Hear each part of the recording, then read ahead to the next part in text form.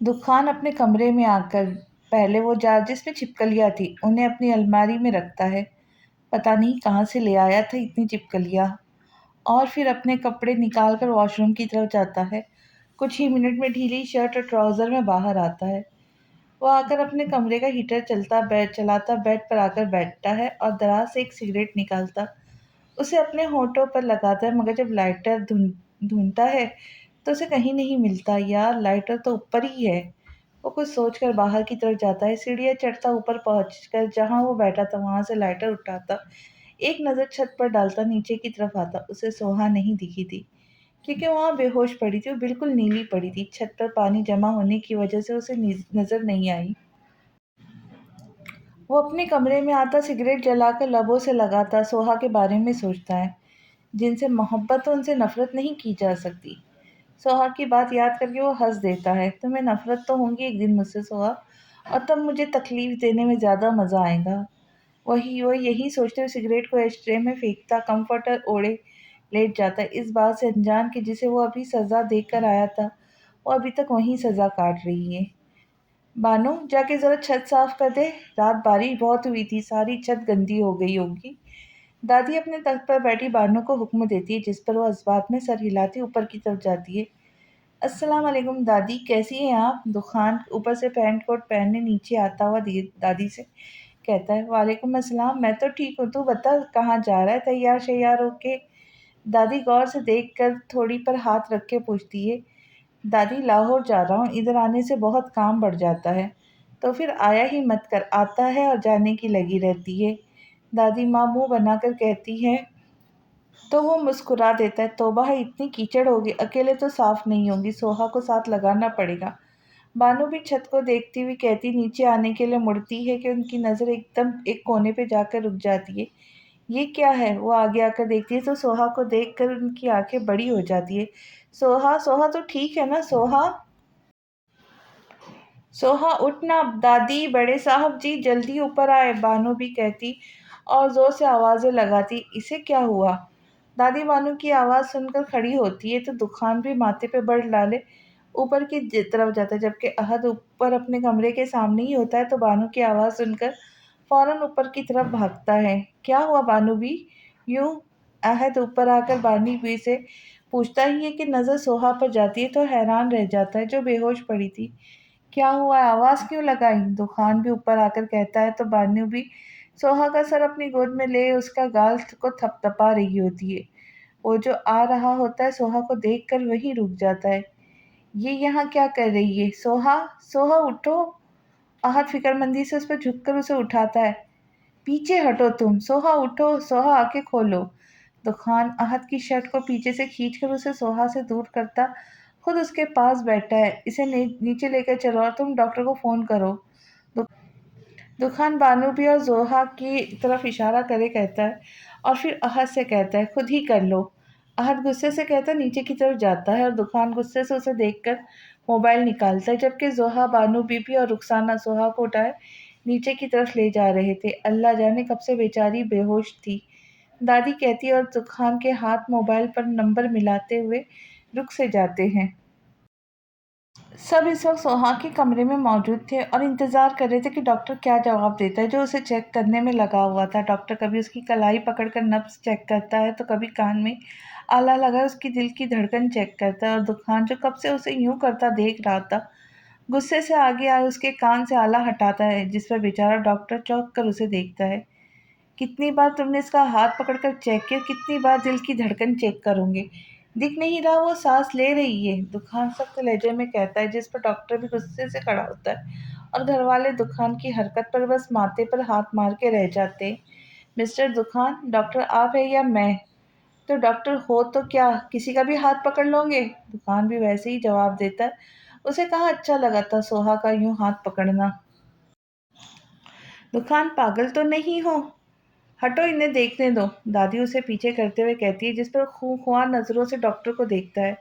आप चेक करें इसे, आहद आगे बढ़ कर कहता है तो डॉक्टर अपना कोट दुरुस्त करते बैठकर पर्ची लिखने लगता है। इन्हें ठंड लगी है, ज़्यादा से ज़्यादा इन्हें गर्म खाना खिलाए और हो सके तो ठंड से इनको दूर रखें। डॉक्टर कहते पर्ची अहद के सामने करते जिसे फौरन दुकान आगे बढ़कर थाम लेता है और अहद उसे बस घूरता ही रह जाता है। आए डॉक्टर, मैं आपको बाहर तक छोड़ दूं। अहद डॉक्टर का बैग उठाता बाहर की तरफ जाता। डॉक्टर एक नज़र दुकान को गुस्से से देखे बाहर की तरफ जाता है। इतनी प्यारी बच्ची न जाने क्या करने गई थी इतनी रात। दादी सोहा के पास बैठकर उसके माथे पर हाथ रख के कहती, जो अभी तक होश से बेगाना थी, चलो इसे आराम करने देते, आ जाओ बच्चों। आमना सबको कहती है तो सब कमरे से बारी बारी बाहर आते। दुकान तुम गए नहीं लाहौर? फायजा को जाते हुए याद आता है तो उसे देखकर पूछती है, नहीं मेरी मीटिंग कैंसिल हो गई, तो सोचा एक दिन और रुक जाता हूँ। चलो ये तो बहुत अच्छा हुआ, फायजा मुस्कुराती हुई कहती बाहर की तरफ जाती है। तो दादी भी उठकर सोहा के ऊपर चादर को ठीक करते बाहर जाती है। दुकान सोहा को गौर से देखता है। मैंने कहा था ना चली जाना, अब देखो बीमार पड़ गई ना। भले से कहता खुद भी बाहर आ जाता है। अब भी खुद को कसूरवार नहीं समझ रहा था। उसे अब भी सोहा की गलती ही लग रही थी जो खुद ही वहां बैठी रही और बीमार पड़ गई। दुखान मुसलसल लेटा करवटें बदल रहा था। उसे न जाने क्यों सुकून नहीं मिल रहा था। कभी एक करवट लेता तो कभी दूसरी करवट। बालाखिर तंग आकर बिस्तर छोड़ते हुए उठकर बैठा। पहली नज़र उसकी घड़ी पर जाती जो रात के 1:30 बजा रही थी। वो कुछ देर वैसे ही बैठा कुछ सोचता रहा। फिर कोई हतमी फैसला करके उठकर अपने बराबर से हीटर उठाता बाहर की तरफ जाता है।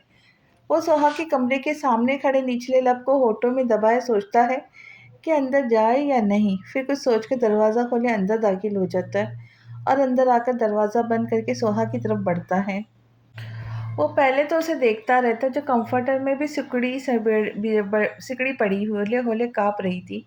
यानी उसे अब भी ठंड लग रही थी। दुकान आगे बढ़कर उसका माथा छूता है तो बर्फ़ हो रहा है, जिसका मतलब था उसे अब भी ठंड लग रही थी। उसके माथे पर से हाथ हटाता हीटर को उसके सामने कुर्सी पर रखता है ताकि गर्माइश का रुख उसकी तरफ हो। मगर वो देखता है कि सोहा अभी भी वैसी ही पड़ी है, मतलब उसकी ठंड कम नहीं हो रही है। जिस पर कुछ सोचकर बाहर की तरफ जाता है। जब आता है तो उसके हाथ में उसका अपना कंफर्टर होता है जिसे वो इत्तेहाद से सोहा के ऊपर डालता है और फिर जिस कुर्सी पर हीटर रखा हुआ था उसे और करीब कर देता है ताकि उसकी ठंड जल्दी ख़त्म हो जाए। वो भी वहाँ खड़ा अपने बैठने की जगह ढूंढता है जो उसे कहीं नहीं मिलती। बाला आखिर नीचे लब को होठों से दबाए सोचता सोहा के कंफर्टर को थोड़ा पीछे करे उसके बराबर में बैठकर उसे गौर से देखता है जो सोते हुए एक मोम की गुड़िया लग रही थी। मुझे आपकी नफ़रत वाली बात पर हँसी आ रही है। आप कुछ भी कर लें, मेरी मोहब्बत आपके लिए कभी ख़त्म नहीं होगी। सोहा की बात याद करके वो धीमा-सा मुस्कुराता है और फिर कुछ सोचकर सोहा की तरफ झुककर उसके बालों में उँगलियाँ फेरता है। तुम बहुत मासूम हो सोहा, और मैं इतना ही ज़ालिम। तुम्हारा और मेरा जोड़ नहीं। तुम्हें मुझसे मोहब्बत है मगर मुझे नहीं। मैं चाह कर भी तुमसे मोहब्बत नहीं कर सकता। जब तुम्हें सोचता हूँ मुझे राबिया की सिसकियाँ याद आ जाती है। फिर मैं वो कर देता हूँ जिसका इल्म मुझे खुद भी नहीं होता। वैसे ही इसके बालों में हाथ फेरते हुए कहता है, इसका कोई ज़ालिम दुखान तो नहीं था। इस वक्त तो कोई और ही था जो अपनी सोहा का ख़्याल कर रहा था, उसकी फ़िक्र कर रहा था। मगर मैं मजबूर हूँ। मैं रोहान का बदला इस वजह से तुमसे ले रहा हूँ ताकि उसे तकलीफ़ हो। देखो उसे तकलीफ़ हो रही, वो कैसे तुम्हारे लिए तड़प रहा हूँ। मैं उसे देखकर बहुत खुश हूँ। वो कहता मुस्कुराता है, काश तुम रोहान की बहन ना होती तो आज तुम मेरे दिल की मलका होती। मगर कहते-कहते उसके लब और हाथ एकदम ही रुक जाते। वो फ़ौरन सुहा के बालों से अपना हाथ हटाता है। मैं ये क्या कर रहा था? रोहन की बहन से मोहब्बत? नहीं, नहीं, कभी नहीं। पल भर में ही वो ज़ालिम दुखान बन जाता है। वो आँखों में गुस्सा लिए सुहा को देखता हुआ खड़ा होता है। नहीं है मुझे तुमसे मोहब्बत, कभी नहीं होगी, वो कहता बाहर की तरफ चले जाता है। और सुहा कब से उसकी बातें सुन रही थी। अब उसके जाने के बाद एक सिसकी लेती, अपना मुँह तकिए में छुपा लेती। क्यों भाई आपने ऐसा किया? वो चादर को मुट्ठी में दबाए रोते हुए कहती है, दुखान को मोहब्बत है, वो ज़ाहिर नहीं करते। और वो रोते हुए खुद को यकीन दिलाती है। फिर खुद को सँभालती एक हाथ तकिए पे रखे उठकर बैठती है। अब इसकी तबीयत पहले से बेहतर थी मगर दुखान की बात सुनकर दिल डूब सा गया था।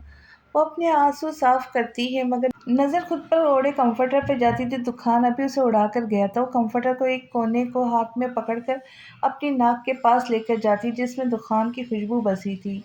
वो इसकी महक अपने अंदर उतार कर तंज़िया मुस्कुराती है। मोहब्बत नहीं है, हो वो कहती, दोबारा कम्फ़र्टर दुरुस्त करके लेट जाती है। और ऐसे कंफर्टर पकड़ती है जैसे कंफर्टर ना हो, दुकान हो। दुकान हवेली से निकलता अपनी गाड़ी के पास जाता ही रहा होता है कि अपने पीछे अपने नाम की आवाज़ आती है, दुकान दुकान। जब वो मुड़कर देखता है तो सोहा भागते हुए उसके पास आ रही थी। उसे देखकर दुकान के माथे पर ना समझी के बल आ जाते। कल तक तो तुम मुर्दा बनी पड़ी थी, आज कैसे हिरन की तरह तो फुर्ती आ गई तुम में। दुकान उसे बिल्कुल ठीक देखकर कहता है, जिसकी बात पर सोहा मुस्कुरा देती है। जब शौहर इतना ख्याल रखने वाला हो तो बीवी हिरन क्या शेरनी बन जाती है। वो फखर से कहती है तो दुकान एकदम चुप हो जाता है। तुम पागल हो गई हो, बहकी बहके बातें कर रही हो। खैर मुझे क्यों रोका? वो कहता पूछता है, हाँ मैंने आपसे कुछ कहना है, जल्दी बोलो, फिर मुझे लाहौर के लिए निकलना है। वो मोबाइल देखता कहता है तो सोहा मुस्कुराकर बात शुरू करती है। जी तो मैं ये कह रही थी कि आप जब जालिम बनकर जुल्म करते तो रहम बनकर ख्याल ना रखा करे, इससे मुझे आपसे नफरत करने की बजाय और मोहब्बत हो जाएगी। मैं समझा नहीं तुम क्या कह रही हो। उसे समझ सब आ रहा था, बस जाहिर नहीं कर रहा था। अब देखे, कल आपने मुझे सज़ा दी जिस पर मुझे आपसे थोड़ी सी नफरत हो रही थी, मगर जब आपने रात में आकर मेरा ख्याल रखा तो मोहब्बत नफ़रत के आगे आकर खड़ी हो गई और मोहब्बत आपसे बढ़ गई। बीमारी में तुम्हारा दिमाग खराब हो गया है, मैं भला तुम्हारा ख्याल क्यों रखूँगा? खुशफ़हमी है तुम्हें। वो तंज़िया मुस्कुराता जैसे उसका मज़ाक बना रहा हो और सोहा उसके मुस्कुराने पे हँस देती है। अच्छा, अगर ऐसा है तो फिर आप रात इतनी ठंड में बगैर कंफर्टर और बगैर हीटर के क्यों सोए थे? मैं बताऊँ क्यों? वो कहकर पूछती है तो दुखान मोबाइल जेब में रखकर सीने पे हाथ बांधे उसे देखता है, जैसे कह रहा है, बताओ क्यों? क्योंकि आपने अपना कंफर्टर मुझे उड़ा दिया था और हीटर मेरे लिए रख दिया था। तभी सोहा मुस्कुराते हुए कहती है। दुखान उसकी बात पर हंस देता है। मैं लाहौर से आ जाऊँ फिर तुम्हारे दिमाग का इलाज भी करवाता हूँ। मुझे लगता है बारिश का पानी कान के जरिए दिमाग में भी चला गया है। दुखान हंसते हुए कहता है तो सोहा का मुंह बन जाता है। मेरा दिमाग खराब नहीं हुआ, आपको कुछ याद नहीं है, रात में आप ही आए थे। सोहा होता है, बीमारी के बाद ऐसा लोग अक्सर ऐसी बहकी बहकी बातें करने लग जाते। मैं आ जाऊँ फिर तुम्हारा इलाज भी करवाता हूँ, ओके? दुकान उसे किसी बच्चे की तरह समझाता गाड़ी की तरफ जाता है। क्या वाकई ऐसा है? सोहा खुद सोचती है फिर खुद ही नफी करती है, नहीं नहीं ऐसा नहीं है। जो मैंने देखा सुना वो ही सच है। अब दुकान मान नहीं रहे, वो अलग बात है। वो दुकान की गाड़ी की हको हवेली के मेन गेट से निकलता हुआ देखकर सोचती है, फिर जब मेन गेट बंद हो जाता है तो अंदर की तरफ जाती है। वक्त का काम है गुजरना, सो वो गुजरता गया। सोहा को हवेली में आए हुए आज 8 महीने हो गए थे, जिसमें दुकान बस 3-4 बार ही आया था। अब ज़्यादातर लाहौर में ही रहता था। रोहान ने उस पर केस भी किया था जिसमें वो नाकाम ही हुआ था। वजह दुखान के पास पैसे की पावर थी और पैसा अच्छे अच्छे का मुंह बंद कर देता है। पता नहीं पैसे लोग पैसों के पीछे अपनी आखिरत क्यों खराब करते, जब पता है कि सब माया है। फिर भी अम्मा, फिर क्या सोचा आपने? अनवर और सारे बड़े इस वक्त दादी के पास उनके कमरे में बैठे थे जब फायजा दादी को सोच में गुम देखकर पूछती है, दुकान अभी शादी नहीं करेगा? मैंने कल पूछा था उससे, उसने पहले अहद की कर दी है। तो आपने बात की अहद से, वो राजी है? रुखसाना दादी को देखकर पूछती है। हाँ, मैंने दुकान के बाद अहद को बुलाया था अपने पास, उससे कहा शादी कर ले। वो वो राजी तो हो गया है, मगर सोहा का सुनकर पहले तो चुप रहा, फिर कहा जैसे आपकी मर्जी। और सोहा, वो राजी है? आमना भी बात में अपना हिस्सा डालती है। नहीं, पहले दुकान से पूछूंगी, वो खुद ही बात करेगा उससे, क्योंकि वही लाया है ना उसे। दादी सोचकर कहती है।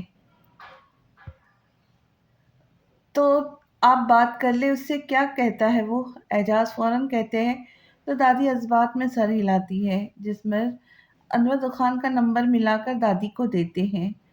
दुकान ऑफिस में बैठा लैपटॉप पर उंगलियां चला रहा था जब उसका मोबाइल बजता है, जिसे वो उठाकर कान से लगाता है, दोबारा अपने काम में लग जाता है।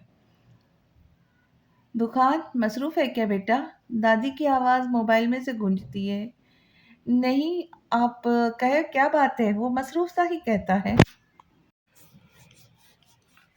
बेटा अब तूने भी तो अभी शादी नहीं करनी। हम्म। तो हम अहद की कर रहे हैं, दादी कहती है तो वो सुख का सांस लेता है। चलो शादी तो हो रही उसकी, अब सोहा के आगे पीछे तो नहीं घूमेगा। चलो ये तो अच्छा हो गया, लड़की पसंद कर ली। वो वैसे ही पूछता है जबकि उसे कोई दिलचस्पी नहीं होती। अरे अपनी सोहा है ना, उसी से कर रहे, तू बता तू राजी है? दादी का कहना था और दुकान करंट खाकर उठता है। क्या? सोहा से? आप लोगों को पता भी है आप क्या कर रहे हैं? दुखान सोहा का नाम सुनकर काम छोड़े एकदम भड़क उठता है। क्यों, ऐसा क्या करें? हम अच्छा है ना, बेसहारा बच्ची है, इसी घर की बहू बन जाएंगी। दादी इसकी शादी नहीं हो सकती। दुखान अब और क्या कहता? क्यों नहीं हो सकती इसकी शादी? दादी हैरत से पूछती है तो वहां बैठे अनवर और बाकी सबके माथे पर भी बल आ जाते हैं। दादी वो शादीशुदा है, दुखान आखिरकार कह ही देता है। और दादी का इसकी बात सुनकर मुंह खुला के खुला रह जाता है। कौन है इसका शौहर? दादी पूछती है और अनवर रुखसार के साथ सब एक दूसरे की तरफ देखते हैं। मेरा मतलब है कि उसका शौहर इसे छोड़कर चला गया है। वो अभी तक उसके निकाह में है। उसे समझ नहीं आता क्या कहे। तभी जो बहाना समझ में आता कह देता। हाय कितना बेगैरत है उसका शौहर, इतनी प्यारी लड़की को छोड़कर चला गया। दादी कहती है, दुकान का मुंह बन जाता है। दादी ऐसा भी नहीं है। उसकी ज़ुबान फिसल जाती है। क्या ऐसा नहीं है? दादी उसकी बात पर नासमझी से पूछती है। कुछ नहीं दादी, मैं आता हूँ शाम तक, फिर बात करते हैं। दुकान कहता फ़ोन काट कर लैपटॉप बंद करे, अपना मोबाइल और कोट उठाए बाहर की तरफ जाता है। क्या हुआ अम्मा? आमना दादी के फ़ोन रखने पर पूछती है, जिस पर अम्मा एक गहरी सांस लेकर उन्हें सब बताती है। दुखान गाड़ी को किसी हवाई जहाज की तरह उड़ाकर हवेली लाया था और अब गाड़ी रोके जैसे ही हवेली में दाखिल होने लगता है तो नजर लॉन में टहलते हुए अहद और सोहा पर जाती, जो आपस में बातें कर रहते हुए चहलकदमी कर रहे थे। सोहा? दुकान गुस्से से उसे आवाज लगाता है, जिसे सुनकर सोहा फौरन उसकी तरफ देखती है और हैरान भी होती है उसे यहाँ इस वक्त देखकर। इधर आओ, वो सख्त लहजे में कहता है। तो सोहा भागती हुई उसके पास आती है जबकि अहद बड़े गौर से दोनों को देख रहा होता है। चलो अंदर। सोहा के पास आने पर वो किसी बच्चे की तरह उसे डांटता अंदर की तरफ लेकर जाता है, जिस पर वो नीची नजरें करे उसके पीछे चलती है। अहद ये सब देखकर मुस्कुरा देता है। कुछ तो है तुम दोनों के बीच, पर क्या? अहद खुद से कहता सोचता है। तूने पहले क्यों नहीं बताया हमें? सारे ही हवेली वाले इस वक्त दादी के कमरे में मौजूद थे और दुकान के जवाब का इंतजार कर रहे थे। दादी में क्या पता था आपको, अगर पुरानी बातें बताता तो सोहा को ही तकलीफ होती। वो सोहा को देखकर कहता है। सोहा सोचती है कि बड़ा आया मुझे सुकून में देखने वाला। हाँ तो ये तो है, चलो कोई बात नहीं। वैसे बेटा अगर तेरा शौहर नहीं आ रहा तो खुद उसे उसे खुला के पेपर भेज दे। दादी सोहा को देखकर कहती है। दादी वो बहुत तेज है, अगर मैंने खुला की बात की तो मुझे जान से मार देगा। सोहा कहती है और दुकान फौरन उसकी तरफ देखता है, जिस पर सोहा नजरें नीचे कर लेती है। बेचारी सोहा। सारे सोहा को मजलूम सी नजर से देखते और दुकान गुस्से की, जबकि अहद दोनों के चेहरे को पढ़ने की कोशिश करता है। मेरे सामने आए ना तो मैं उस बेगैरत की टांगे तोड़ दूंगी। देखो देख कितनी प्यारी बच्ची है, दादी कहती है। दुकान फौरन खड़ा हो जाता है। मैं आराम करता हूँ जाकर, वो कहता बाहर की तरफ जाता है, जैसे दादी अभी इसकी टांगे तोड़ देगी। अब क्या करना है अहद का? अब उसके लिए भी लड़की ढूंढनी पड़ेगी। अनवर अहद को देखकर कहते हैं, जो नजरें नीची करके बैठा होता है। हाँ ढूंढ लेंगे, मिल जाएंगी, दादी कहती लेटने लगती है तो सारे खड़े होकर बाहर की तरफ जाते हैं, जबकि सोहा दादी के पास आती है। दादी मेरी नज़र में एक लड़की है, वो दादी के पास बैठकर कहती है। तो अहद जो बाहर जा रहा होता है उसकी बात सुनकर दरवाजे की ओट में चुपकर उनकी बातें सुनता है। कौन है? दादी भी दिलचस्पी से पूछती है। दादी जोहा, मैंने उसकी आंखों में अहद के लिए पसंदगी देखी है। अरे हाँ, ये तो मैंने सोचा नहीं, जोहा भी तो है। मैं आज ही सबसे बात करती हूँ, फिर अगले महीने ही शादी की तारीख रख देते, दादी कहती है। तो सोहा मुस्कुरा जाती है, जबकि अहद भी उनकी बात सुनकर मुस्कुरा देता है। ये तुमने क्या मशवरा दिया है दादी को? दुकान सोहा को किचन में खड़ा देखकर उसके पास आता है। क्या? अच्छा, वो वैसे अच्छा नहीं है, दोनों की शादी हो जाएगी, कितने अच्छे लगेंगे दोनों साथ। सोहा चाय का चूल्हा बंद करते हुए कहती है। वैसे अच्छा ही किया, अब अगले महीने की आखिरी तारीख को शादी भी रख दी है। वो टेबल पर बैठकर कहता है, हाँ दादी ने बताया था। वैसे मुझे अफसोस हो रहा है, दुकान के आपको इतना बुरा भला कहा सबने। रहने दो, तुम खुद भी मिली हुई थी उनके साथ। दुकान सामने से सेब उठाकर कहता है, नहीं ऐसी बात नहीं। अच्छा, आपको कैसे पता चला कि दादी मेरी? सोहा बोलते हुए चुप हो जाती है। जो वजह? दुकान फौरन फौरन उसे आईब्रो उठाकर देखता है। मुझे फ़ोन करके तुम्हारा रिश्ता मांग रही थी। अब बताओ, शौहर से बीवी का रिश्ता मांग रही थी। मैं पहला शौहर होऊंगा जिसके पास उसकी बीवी के लिए रिश्ता आया होगा। तो शौहर को भी चाहिए ना कि बता दे ये मेरी बीवी है, मुलाजिमा नहीं। सोहा उसकी बात सुनकर कहती है तो दुकान चुप ही रहता है। दुकान, एक बात बोलूं? सोहा दुकान का मूड अच्छा देखकर बात शुरू करती है। मना करूंगा तो कौन सा चुप होंगी? दुकान से खाते हुए कहता है। दुकान, मुझे एक बार भाई से बात करवा दे, मैं फिर कभी नहीं कहूंगी, बस एक बार। वो कहती है तो दुकान के सेब खाते खाते हाथ रुक जाता है। सो हाँ, आज तो ये बात कर दी, आइंदा अगर ये बात फिर रोहान का नाम मेरे सामने लिया तो वो जो छिपकलियाँ थी ना, वो नहीं नहीं मैं नहीं लूंगी, सॉरी। वो उसकी बात का मतलब समझकर फौरन नफी में सर हिलाती है। गुड, ख्याल रखना आप। दुकान खड़ा होकर उसके गाल को मुस्कुराता हुआ थपथपाता हुआ बाहर की तरफ जाता। सोहा बस अपने आंसू ही पीकर रह जाती। क्या चीज़ था वो, कभी जालिम, कभी रहमदिल, कभी दिल करा तो मुस्कुरा कर बात कर ली, कभी गुस्सा आया तो ये नहीं देखता था कि सामने वाले को तकलीफ भी होती है या नहीं। वो समंदर की तरह था, कभी बिल्कुल खामोश तो कभी तूफान सा। ये ले, जल्दी से जाकर ये सब फूल वहाँ लगा दे, और अपने अभी तक ये लाइटें नहीं लगाई, जल्दी करे, मेहमान आते ही होंगे। सोहा के कभी किसी को तो कभी किसी को काम करने की हिदायत दे रही थी, क्योंकि आज अहद और जोहा का निकाह था और एक हफ्ते बाद शादी। तभी काम बहुत बढ़ गया था और दादी ने उसकी सब की जिम्मेदारी सोहा को दे दी थी, जो वो खुशी खुशी निभा रही थी। सोहा बेटा, जाओ तो जा, तू भी तैयार हो जा। देख, सुबह से काम में लगी है, दादी बाहर आकर सोहा से कहती है, जो एक नौकर को फूल पकड़वा रही थी, जो सीढ़ी चढ़ पर चढ़ा फूलों की लड़ियों को सेट कर रहा था। दादी, मैं उसे यकीन नहीं आता कि वो यहाँ तो किसी और मकाम से रह रही। हाँ तो मैंने तेरे कपड़े तेरे कमरे में रखवा दिए, जा जाके तैयार हो जा, दादी कहती है तो वो फूलों को वहीं रखे खुशी से अपने कमरे की तरफ जाती है। जब कमरे में आती है तो नज़र बेड पर रखी ब्लू कलर की फ्रॉक पर जाती है, जिसके गले पर वाइट मोतियों का काम हुआ था और बाकी बिल्कुल सादी होती है। वो फ्रॉक सोहा को बहुत पसंद आती है। वो पहले उसे हाथ में लेकर छू कर देखती है, फिर फ्रॉक को उठाए वॉशरूम की तरफ जाती है। ज़ोरा सोहा को बुलाकर लाओ, अभी यही मेकअप करेंगी, उसके पास तो नहीं होंगी चीज़ें मेकअप की। ज़ोहा बिल्कुल तैयार बैठी ज़ोहरा से बोलती है, जो आईने के सामने खड़ी लिपस्टिक लगा रही रहती है। अच्छा, मैं बुलाकर लाती है, वो कहती लिपस्टिक रखती मुड़ती है कि सोहा उसे कमरे में आती नजर आती है, जिसे देखकर वो मुस्कुरा देती है। शहजादी साहबा तशरीफ ला चुकी है। ज़ोहरा शौक से उसे देखकर कहती है, जो अपना दुपट्टा संभालने की कोशिश कर रही होती है। वजह दुपट्टा ज़्यादा बड़ा था। ज़ोहरा की बात पर वो सर उठाकर उसे देखती है तो वहाँ मौजूद ज़ोहा और ऐनी भी उसे देखकर मुस्कुरा देती है। आ जाओ सोहा, मैं भी ज़ोहरा को भेज रही थी। ज़ोहा मुस्कुरा कर कहती है, यार ये दुपट्टा कैसे सेट होगा, मुझे करना नहीं आ रहा। वो दुपट्टा उतार कर बेड पर फेंकती है। पहले तुम तैयार हो जाओ, फिर मैं सेट कर दूंगी। एनी उसके सामने मेकअप बॉक्स रख के कहती है तो वो मुस्कुराकर उसके लिए आईने के सामने जाती है। सोहा, थैंक यू, तुमने दादी से मेरी और अहद की बात की।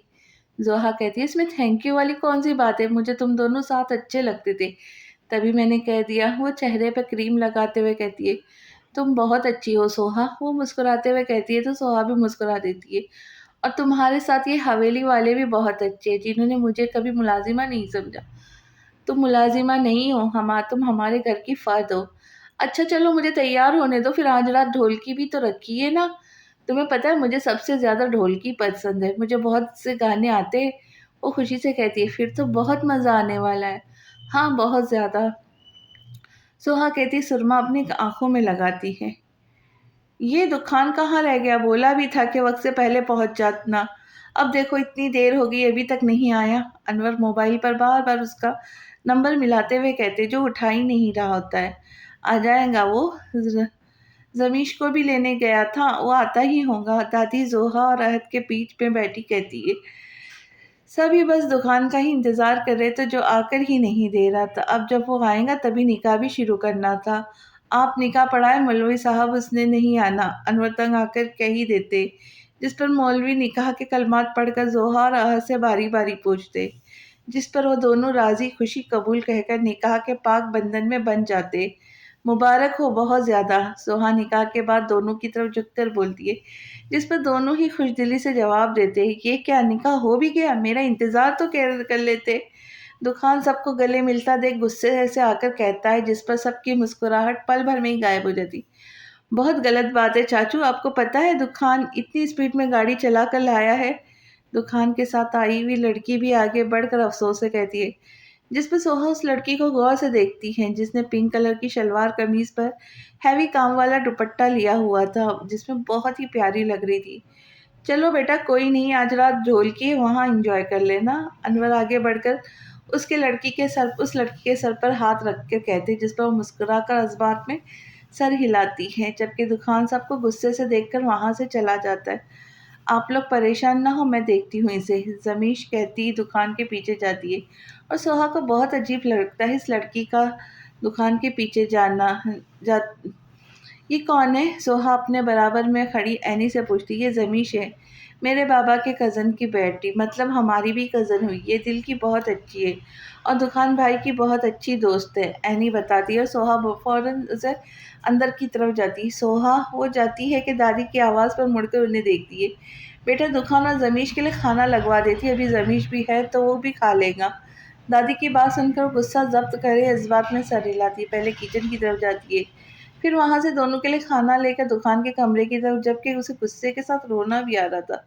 सोहा जब दरवाज़ा नॉक करके अंदर दाखिल होती है तो देखती है कि दुकान के सर को हाथों में पकड़े बैठा होता है, जबकि जमीश उसके बराबर में बैठी उसे कुछ समझा रही होती। और ये सब देख सोहा की आंखें गुस्से से लाल हो जाती है। ये खाना खा ले, वो खाने की ट्रे उनके सामने रख कहती है तो दुकान उसकी आवाज़ सुनकर सर उठा कर उसे देखता है, फिर देखता ही रह जाता है। जो फ्रॉक में लाइट सा मेकअप किए बहुत ही प्यारी लग रही थी, जबकि आंखों में गुस्सा लिए उसे देख रही थी। शुक्रिया दुकान, चलो खाना खा लो। जमी सोहा को मुस्कुराकर कहती है, बिरयानी की प्लेट उठा के दुकान की तरफ करती है। दुकान जो सोहा को देखने में मगन था, उसकी आवाज़ पर फौरन उसे देखकर मुस्कुराता उसके हाथ से प्लेट लेता है।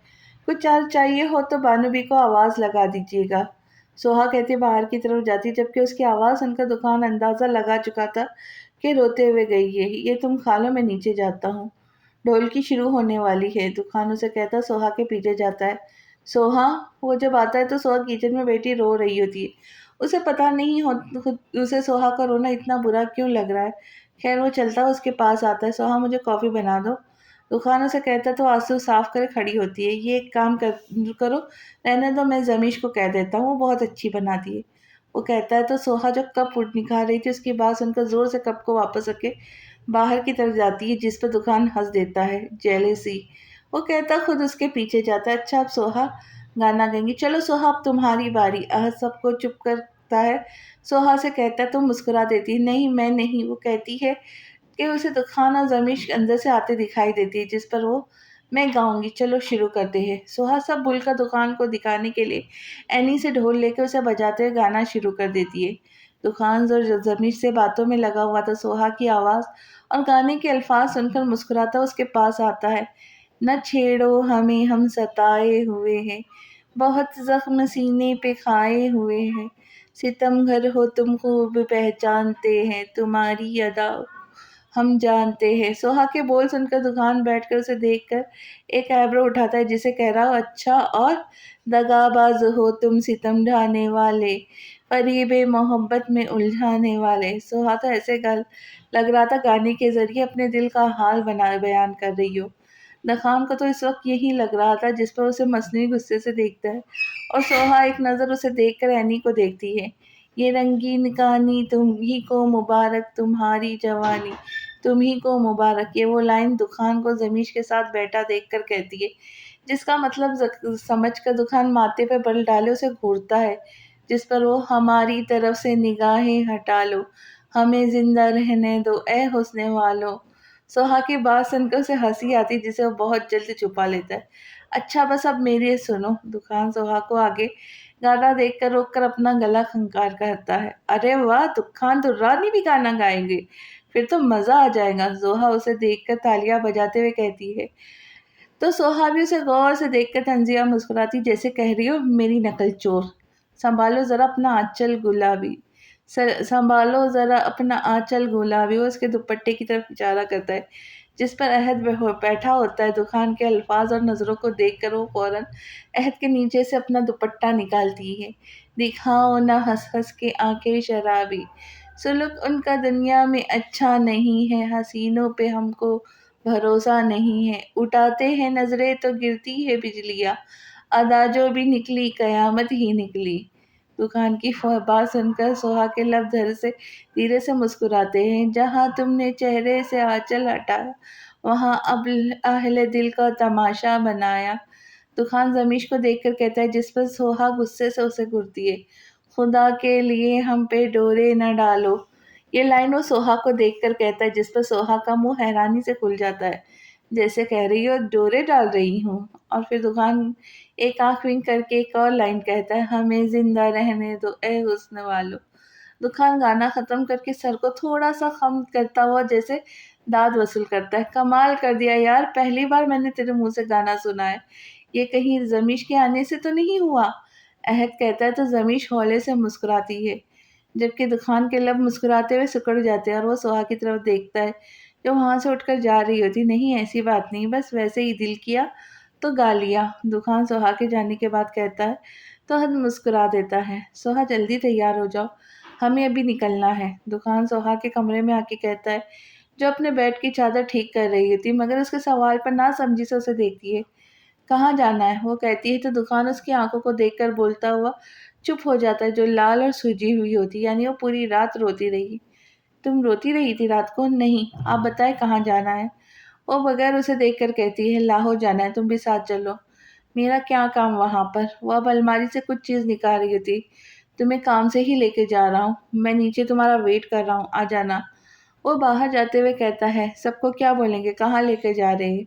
वो उसको जाता हुआ देखकर बोलती है दादी को बता दिए कि तुम्हारे कोई रिश्तेदार है, उनसे मिलवाने के लिए ले जा रहा हूँ। वो कहता हुआ बाहर चला जाता है और सोहा एक लंबी सांस लेकर अलमारी से कपड़े निकाले वॉशरूम में जाती है। गाड़ी में मुकम्मल खामोशी थी। दुकान ड्राइव करते हुए हर थोड़ी देर बाद सोहा को देख रहा था जो बिल्कुल चुप सी बाहर सड़क पर चलती गाड़ियों को देख रही थी। तुम्हें बुरा लगा मेरा जमीश के साथ इतना फ्रैंक होना?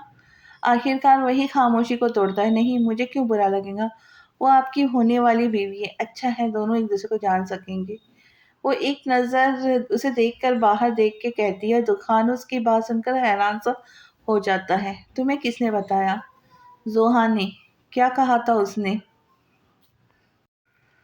यही कि दुकान का रिश्ता जमीश से तय है, अभी से नहीं, बहुत साल पहले से। कुछ गलत फहमी की वजह से ये रिश्ता ख़त्म हो गया था मगर अब दोबारा जुड़ गया है। और ये भी बताया था कि ये रिश्ता आपकी पसंद का है। सोहा बताती है तो दुकान चुप हो जाता है। उसे अजीब लग रहा था सोहा के मुंह से ये सुनना और बुरा भी लगा कि सोहा को ये सब नहीं पता लगना चाहिए था। दुकान एक बात बोलूं? वो दुकान की तरफ मुंह करके कहती है जिस पर दुकान इस्बात में सर हिलाती है। मैं आपको मना नहीं करूंगी कि आप ज़मीर से शादी ना करें, बस मुझे कभी तलाक मत दीजिएगा। वो नम आंखों से इतनी मासूमियत से कहती है कि दुकान को उस पर टूट कर प्यार होता है आता है। नहीं दूंगा। वो बस मुख्तसर सा जवाब देता है जिस पर सोहा इत्मीनान से मुस्कुराकर बाहर देखती है। मैं कैसे छोड़ सकता हूँ तुम्हें? मेरी तो दुकान दिल में सोचकर मुस्कुरा रहा होता है कि फिर अपना ख्याल झटक कर लंबी सांस लेकर ड्राइव करता है। आजा। दुकान गाड़ी अपने लाहौर वाले बंगले में रोककर सोहा की साइड का दरवाज़ा खोले उसे कहता है तो वो उतर कर उसके पीछे चलती है। लॉन में छोटे छोटे खरगोश देखकर मुस्कुराती हुई दुकान के पीछे जाने के बजाय उनके पास जाती है। तुम दोनों कितने क्यूट हो, वो दोनों को हाथ में ले प्यार करते हुए कहती है। मगर फिर ख्याल आता है कि दुकान ने अंदर आने का कहा था। उन्हें आराम से अपनी गोद से उतार कर अंदर की तरफ जाती है। सोहा जब अंदर आती है तो हर जगह अंधेरा छा फैला होता है। वो माथे पर बल डाले दुकान को आवाज़ लगाती है, दुकान दुकान। वो कहती है कि लाउंज में एक एक एक रेड बल्ब जलता है, फिर येलो छोड़ती छोड़ती लाइट छोटी छोटी लाइनों से पूरा लाउंज जगमग करने लगता है जिसपे सोहा सोहा हैरानगी से आगे पीछे देखती क्या हो रहा है। और फिर एकदम ही पूरा लाउंज रोशनी में नहा जाता है। साथ ही सोहा के ऊपर बहुत सी गुलाब की पत्तियां गिरती हैं। सोहा अपने ऊपर फूल गिरते देख मुस्कुराती हुई दोनों हाथ आगे करे ऊपर की तरफ देखती है। फिर आगे आकर लाउंज को देखती है, जैसे बहुत से बलून सजाया हुआ होता है। वो सब देखकर खुश हो जाती है और हैरान भी। बार बार दिन ये आए, बार बार दिल ये गाए। दुकान हाथ में गिटार लिए मुस्कुराता हुआ गाता कमरे से निकलता है, जिसे देख सोहा खुशी से अपना मुंह पर हाथ रख लेती है। तुम जियो हजारों साल, ये मेरी है आरज़ू। Happy birthday to you. Happy birthday dear Soha. Happy birthday to you. उसे तो याद ही नहीं था कि आज उसका बर्थडे है, मगर दुखान को याद थी। और इतनी अच्छी तरह से याद थी। उसे उम्मीद नहीं थी कि दुखान उसके लिए इतना कुछ करेगा। दुखान ये सब उससे खुशी के मारे अल्फाज ही अदा नहीं होते। आज तुम्हारी बर्थडे थी तो सोचा कुछ स्पेशल करते हैं। वो अपने गले की साइड से गिटार उतार कर साइड पर रखता उसके पास आता है। पसंद आया मेरा सरप्राइज? वो सोहा को देखकर पूछता है। बहुत ज़्यादा। मुझे तो यकीन ही नहीं आ रहा कि आप मेरे ज़ालिम हमसफ़र हैं। सोहा कहती है तो दुखान उसे घूरता है, जिसे देख सोहा फ़ौरन अपने अल्फाज पर गौर करती है। सॉरी सॉरी, मेरे मुंह से निकल गया। वो कहती है तो दुकान मुस्कुरा देता है। चलो, आज तुम्हारी हर खता माफ़। चलो आओ केक कट करो। वो सोहा को टेबल की तरफ लेकर आता है, जहाँ पर फुल चॉकलेट केक उसका मुंतज़र था। सोहा केक कट करके थोड़ा सा टुकड़ा उठाकर दुखान को खिलाती है, तो बदले में दुखान भी उसके हाथ से केक का टुकड़ा लेकर उसे खिलाता है। केक अच्छा है ना? दुखान बाकी बचा हुआ टुकड़ा खुद खाकर कहता है, तो वो इस बात में सर हिलाती है।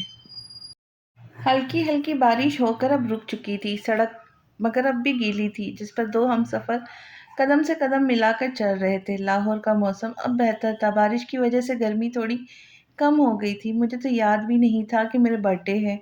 सोहा उसके साथ चलते हुए कहती है, तुम पहले मुझ पर नज़र रख लो, तब तुम्हें कुछ याद होगा ना। दुकान पे पैंट की पॉकेटों में हाथ डाले उसके साथ चलता हुआ कहता है, अच्छा दुकान, अभी आप ये सोचे कि मैं रोहान की बहन नहीं, दुकान की बीवी हूँ, तब आपका क्या ख्याल होगा मेरे बारे में? दुकान की बीवी ही समझ के इतना कुछ किया है। रोहान की बहन को तो मैं अब मुंह भी न लगाता। दुकान तंजिया मुस्कुराकर कहता है, जिस पर सोहा मुंह बना लेती है। आपसे तो बात करना ही फिजूल है, तो कहना क्या चाह रही हो? उसकी बात ना समझता कहता है, मैं ये कह रही हूँ कि आज आप ये बताएं कि मैं आपको कैसी लगती हूँ। रोहान की बहन की नज़र से देखकर नहीं, दुकान की बीवी की नज़र से देखकर। वो कहती है तो दुकान चलता हुआ रुक जाता और उसके साथ भी सोहा भी। दुकान हंसता हुआ दोबारा चलकर बात शुरू करता। तुम मेरी जिंदगी का सबसे खूबसूरत हिस्सा हो। तुम बारिश की तरह मुझे पसंद हो। जैसे बारिश हर जगह हरियाली करती है, उसी तरह तुम्हें देखकर मेरा दिल हरा भरा हो जाता है। तुम्हारा चेहरा देखकर मुझे सुकून मिलता है। तुम्हारे साथ आगे जिंदगी का सोचना मेरा सबसे पसंदीदा मशगला है। सूरज निकलने से पहले से लेकर गुरूब होने तक तुम मेरे जहन में रहती हो। खैर, मुख्तसर सा कहता हूँ, तुम मेरी कायनात हो, मेरी जीने की वजह। वो जब बात मुकम्मल करके देखता है तो सोहा मुस्कुराते हुए उसे ही देख रही होती है। दुकान की बीवी मेरे लिए वो मोती है जो एक समंदर की में मौजूद सीपी के अंदर से किस्मत से मिलता है, और मैं खुशकिस्मत हूँ कि मैं दुकान में हूँ। वो जेब में दोनों हाथ डाले कहता है तो सोहा की आंखों में आंसू आ जाता है। उसे कहाँ यकीन आ रहा था कि ये वही जालिम दुकान है। काश मैं सिर्फ दुकान की बीवी होती, मगर मैं दुकान की बीवी के साथ रोहान की बहन भी हूँ। वो रोहान जिससे दुकान शदीद नफरत करता है। सोहा ज़ख्मी मुस्कुराहट के साथ कहती है, छोड़ो, आज बस तुम दुकान की बीवी हो। वो अपने बाजू आगे करे उसे खुद से लगाता है और सोहा उसकी मोहब्बत पे दिल से मुस्कुराती है।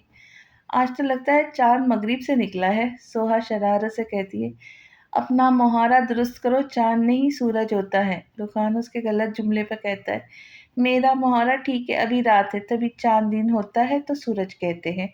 बहुत समझदार हो गई हो मेरे साथ रह के। दुकान हंसते हुए कहता है, आपको लगता है जबकि मैं पहले से ही समझदार हूँ। वो भी अकड़ के कहती है, वैसे एक बात बोलूं? जी, एक क्या 100 बात कहे। सोहा कहती है तो दुकान रोक कर उसे देखता है। सोहा, तो मेरी जिंदगी की सबसे खूबसूरत गलती हो। वो इतनी संजीदगी से कहता है कि सोहा गौर से उसे देखती है। दुकान उसे देख देखने पर हंस देता है, जिस पर सोहा, दुखान बहुत बुरे हैं आप, वो कहती है। तो दुखान हंसते हुए अपना बाजू फैलाता है, जिसका मतलब समझकर सोहा मुस्कुराती हुई उसके साथ लगकर चलती है। सोहा, वो दोनों हंसते हुए आगे बढ़ रहे होते हैं। सोहा अपना नाम सुनकर पीछे मुड़ती है, तो दुखान भी उसके साथ मुड़ता है। जैसे वो अपने सामने देखते, उसे देखकर दुखान के माथे पर गुस्से से बल आ जाते, जबकि सोहा अपने जान से प्यारे भाई को अपने सामने देखकर मुस्कुरा देती है। रोहन गाड़ी ड्राइव करते हुए घर की जानिब रवाना था और सोच भी रहा था कि आज सोहा की बर्थडे से पहले हर बर्थडे पर वो जिद करके गिफ्ट लेती थी। अब ना जाने क्या दुकान उसे गिफ्ट देता होगा। नहीं, उसकी तरह नखरे उठाता होगा। नहीं, यही सोचते सोचते उसकी नज़र सड़क के किनारे चलते दो वजूद पर पड़ी है, जिस पर गौर से देखता है। उसे सोहा की थोड़ी सी झलक दिखती है, जिस पर गाड़ी उनकी तरफ मोड़ लेता है। फिर कुछ फासले पर गाड़ी रोक कर उतर कर उनके पीछे जाता है। सोहा, वो मुस्कुराते उसे आवाज़ लगाते हैं, जिस पर सोहा मुड़ती है, उसे देखकर मुस्कुरा जाती है, जबकि दुखान के माथे पे बल आ जाते। भाई, सोहा खुशी से उसकी तरफ बढ़ती है कि दुखान उसका बाजू सख्ती से पकड़ लेता है, जिस पर सोहा रुक कर दुखान को देखती है। कोई ज़रूरत नहीं है उसके पास जाने की। दुखान रोहान को खूंखार नज़रों से देखकर कहता है, दुखान प्लीज़ बस एक बार मिलने दे। वो अपने बाजू से उसका हाथ हटाते हुए कहती है, जिसमें नाकाम ही होती है, सोहा तुम इधर आओ, कोई ज़रूरत नहीं इससे डरने की। रोहान गुस्से से दुखान को देख के कहता है, तुम अपनी बकवास बंद करो और तुम चलो मेरे साथ। वो रोहान को झड़कता है और उसे अपने साथ आगे लेकर बढ़ता ही है कि सोहा उसे एक झटके में अपना बाजू हाथ छुड़वा कर रोहान के पास जाती है। सोहा, अगर तुम एक भी कदम आगे गई तो तुम्हारे लिए अच्छा नहीं होगा, वो उसे गुस्से से कहता है। तो सोहा वहीं रुक के पीछे मुड़े उसे देखती है। सोहा, उसकी बात ना सुनो, अपने भाई के पास आओ, मैं कब से तुम्हें देखने के लिए बेचैन हूँ। रोहन कहता है तो उसकी तरफ देखती है। अब वो दोनों के बीच में खड़ी थी, जहाँ एक तरफ शौहर था तो दूसरी तरफ भाई। उन दोनों को देखती है, फिर कुछ ही देर में फैसला कर लेती है उसे कहाँ जाना है। वो एक नज़र दुखान को देखकर रोहान के पास जाकर उसके गले लग जाती है, और दुखान का तो ये सब देखकर ही खून खौलता है कि सोहा ने उसकी बात को रद्द कर दिया। तुम ठीक हो? ये तुम्हें मारता तो नहीं है? रोहान उसे खुद से अलग करे उसके चेहरे को हाथों के प्याले में लेकर प्यार से पूछता है, जिस पर सोहा नफी में सर हिलाती है। नहीं भाई। सोहा, तुम मेरे साथ चलो, हम कोर्ट में जाकर खुला ले लेंगे। नहीं भाई, मैं दुखान के साथ खुश हूँ। वो रोहन की बात पर नफी करती है, एक नज़र दुखान को देख कर कहती है, जो गुस्से में उसे ही देख रहा होता है। वो तो देख रहा है कितना खुश हो। खैर, तुम अभी मेरे साथ चलो। रोहान उसे कहता है तो दुखान वहीं से दहाड़ता है, रोहान छोड़ दो इसे वरना अच्छा नहीं होगा। तुम अपना मुंह बंद करो, अगर हिम्मत है तो मुझसे मुकाबला करो। ये क्या मेरी बहन को तकलीफ दे रहे हो बुज़दिलों की तरह? रोहान कहता है तो दुखान आगे बढ़ता है, जिसे देखकर सोहा घबरा कर रोहान को जाने का कहती है। भाई, आप चले जाए प्लीज़। सोहा, तुम चुप रहो, मैं हूं ना इसका मुजरिम, तो मुझसे बदला ले। तुमसे क्यों ले रहा है वो? और तुम डरो नहीं, कुछ नहीं होगा। वो भी वहीं जमकर खड़ा रहता है। क्या बोल रहे थे तुम? तुमसे बदला लो तो लो। दुखान कहते ही जोर से मुक्का उसकी नाक पे मारता है। रोहान, जो इस हमले के लिए तैयार नहीं था, उसके मारने पे दूसरी तरफ नाक पर हाथ रख के झुक जाता है। दुखान, ये क्या कर रहे हैं भाई? आप ठीक है? सोहा दुखान के सीने पे हाथ रखे उसके पीछे करके कहती है। रोहान को देखती है, जिसकी नाक से खून निकल रहा था। भाई, आपके तो खून आ रहा है। दुखान, ये क्या किया आपने? सोहा अपने भाई को देखकर दुखान पर बहुत गुस्सा करती है। तेरी तो। रोहान संभल कर जवाब ही कार्रवाई के लिए गुस्से से उसकी तरफ बढ़ता है। ना ना रोहान गफार, मुझ पे हाथ लगाने की गलती भी मत करना। दुकान उसका हाथ हवा में ही पकड़कर उसके पीठ पे जोरदार मुक्का मारता है, जिसे देख सोहा फौरन आगे बढ़ती, छोड़े मेरे भाई को। वो उसका हाथ पकड़े कहती है तो दुखान अपना हाथ उससे छुड़वाता है, जिससे ये होता है कि सोहा पीछे जा गिरती है। रोहान सोहा को गिरता देख दुखान के मुंह पे जोरदार मुक्का मारता है। सोहा दोनों में हाथापाई देखकर उठकर उन दोनों के बीच में आके खड़ी हो जाती है। खुदा के लिए रुक जाए। सोहा, हट जाओ सामने से, इसकी हिम्मत कैसी हुई तुम्हें धक्का देने की? रोहान दुखान को देखकर गुस्से से उसकी तरफ बढ़ता है तो सोहा रोहान का हाथ पकड़ लेती है, जबकि दुखान की उंगली को पूरे पोर से अपने होठ से खून साफ करता हंसता है। अब तुम्हें अपने सवाल का जवाब मिल जाना चाहिए रोहान गफ्फार। दुखान दोनों हाथ पैंट की जेब में डाले मुस्कुराते हुए कहता है, जबकि होठ के कोने से हल्का सा खून भी रिस रहा होता है। रोहा और सोहा सोहा उसकी बात पर ना समझी से उसे देखते ही, क्या हुआ, इतनी जल्दी भूल गए? अभी तो तुमने कहा तुम मेरी बहन को क्यों तकलीफ देते हो? तुम्हारा मुजरिम तो मैं हूँ ना। वो बाकायदा उसकी नक्ल उतार के कहता हंसता है। तुम क्या कहना चाह रहे हो? रोहान उसे हंसता देखकर गुस्से से कहता है, अब देखो मैंने तुम्हें दोबारा मारा मगर तुम मुझे मार नहीं सके। तुम्हारी बहन को धक्का क्या दिया? तुमने मेरा होठ ही फाड़ दिया। इसका मतलब ये हुआ ना कि तुम्हें खुद से ज्यादा बहन की चोट पर तकलीफ होती है। तो खान, मैं तुझे जिंदा गाड़ दूंगा अगर मेरी बहन को कुछ भी हुआ। रोहन उसकी बात का मतलब समझकर कहता है, जिस पर दुखान हंस देता है। सोहा फिक्रमंदी से कभी रोहान तो कभी दुखान को देखती है। रोहान, छोड़ दो इसे वरना अच्छा नहीं होगा। तुम अपना मुंह बंद करो, अगर हिम्मत है तो मुझसे मुकाबला करो। ये क्या, मेरी बहन को तकलीफ दे रहे हो बड़े बुजदिलों की तरह? रोहान कहता है तो दुखान आगे बढ़ता है, जिसे देखकर सोहा घबरा कर रोहान को जाने का कहती है। वह, भाई आप चले जाए प्लीज। सोहा, तुम चुप रहो, मैं हूं ना इसका मुजरिम। तुम मुझसे बदला ले। तुमसे क्यों ले रहा है? और तुम डरो नहीं, कुछ नहीं होगा। वो भी वहीं जम के खड़ा रहता है। क्या बोल रहे थे तुमसे बदला लूं तो लो। दुखान कहते ही जोर से मुक्का उसकी नाक पे मारता। रोहान, जो इस हमले के लिए तैयार नहीं था, इसके मारने पे दूसरी तरफ नाक पर हाथ रख के झुक जाता है। दुखान, ये क्या कर रहे आप? भाई ठीक है। सोहा दुखान के सीने पे हाथ रख के उसका पीछे करे कहती है। रोहान को देखती है, जिसकी नाक से खून निकल रहा था। भाई आपके तो खून आ रहा है। दुखान, ये क्या किया आपने? सोहा अपने भाई को देखकर दुखान पर गुस्सा करती है। तेरी तो। रोहान संभल कर जवाबी कार्रवाई के लिए गुस्से से उसकी तरफ बढ़ता है। ना ना रोहान गफ्फार, मुझे हाथ लगाने की गलती भी मत करना।